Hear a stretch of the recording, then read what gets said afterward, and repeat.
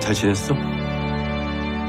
베일에 쌓여있던 박수석은 미래와 미지의 아빠인 듯 얼굴이 쌍둥이처럼 닮아 있었는데요. 미지에게 친절한 듯 보였지만 미래가 좋은 사람이길 바랬다고 이야기한 모습을 보면 박수석은 역시나 나쁜 사람이었는데요. 미래는 이미 박상영에게 자신은 쌍둥이라는 사실을 전부 말해주었었고 완전히 딴 사람이 됐다는 이야기를 들었을 때 말로만 듣던 쌍둥이가 연기를 하고 있는 것이라 생각한 것이었습니다. 딸과 함께 선물을 골랐다 말하던 것을 이상하게 받아들이는 모습에 그 대화를 나누었던 내용이 자신이 보기에도 이상해 보였던 것이었는데요. 결국 그들은 미래가 진짜인지 아닌지 확인하기 위해서 지문 확인을 하기로 계획을 한 것이었죠. 그런데 눈앞에 있는 사람은 이제는 미지가 아니라 미래였는데요. 그 이유는 미래가 회사에 오자마자 한 행동에 힌트가 있었습니다. 미래는 미지에게 자신을 연기하기 시켰을 때 모든 데이터를 문서화해서 그 내용들을 빠짐없이 기록해 인수인계를 해주었죠. 하지만 미지는 컴퓨터도 제대로 못 다뤘기에 인수인계할 내용들을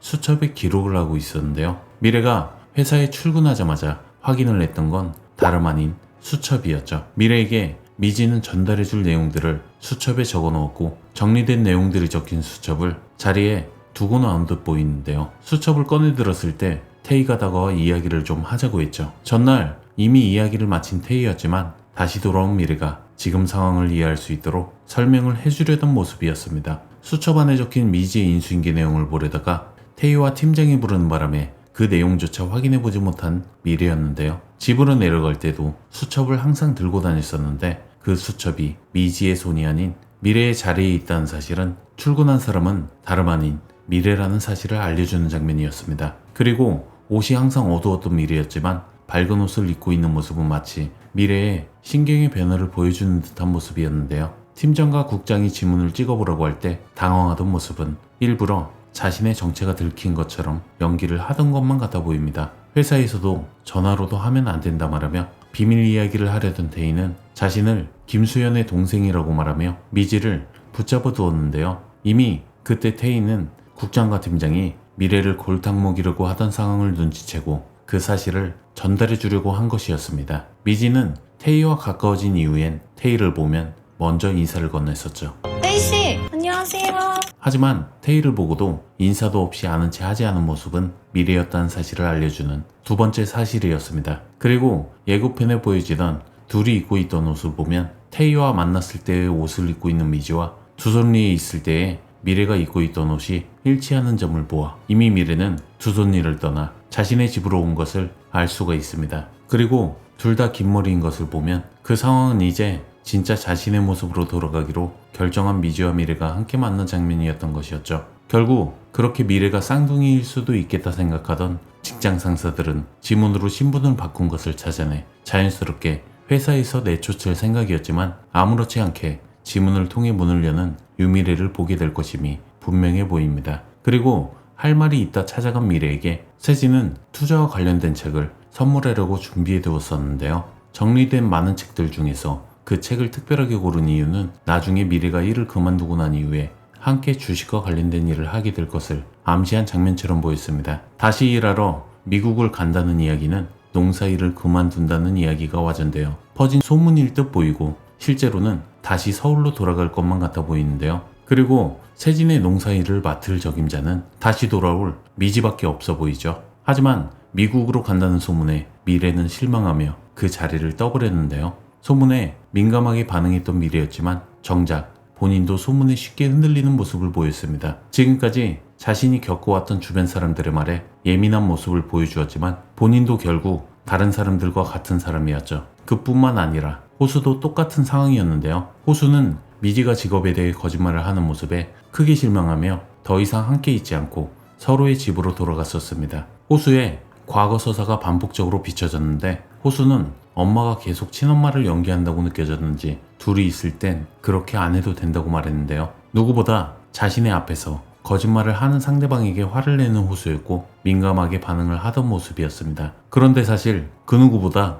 거짓말을 많이 하던 사람은 다름 아닌 호수였죠. 자신이 장애가 있다는 사실을 떳떳하게 밝히지 못했으며 짐이 되기 싫다며 보청기를 떼고 생활을 하며 자신은 한쪽 귀로 듣는 게 편하다고 거짓말을 했었죠. 심지어 여전히 직장 동료들도 호수가 장애가 있는 사실을 모르던 것을 보면 자신의 장애를 들키는 것에 대한 두려움이 강박증으로 있는 듯 보였는데요. 하지만 미지 앞에선 장애가 아무렇지 않았고 자신의 선배가 장애를 드러내고 살아가는 모습을 보고 용기를 얻어 그와 같은 삶을 살고 싶어 했습니다. 그렇게 누구보다 거짓말을 싫어하던 호수였지만 그 누구보다 거짓말로 온몸이 뒤덮인 채 살아가고 있었죠. 결국 미래도 소문에 민감했지만 누구보다 소문에 쉽게 반응했으며 호수도 거짓말을 싫어했지만 거짓말을 달고 살아온 모습이 매우 상반된 모습처럼 보였습니다. 앞으로 남은 회차는 자신들이 겪어왔던 과거의 일들을 거울 치료하며 스스로 극복해 나가는 장면들로 연출이 될 것만 같습니다. 그리고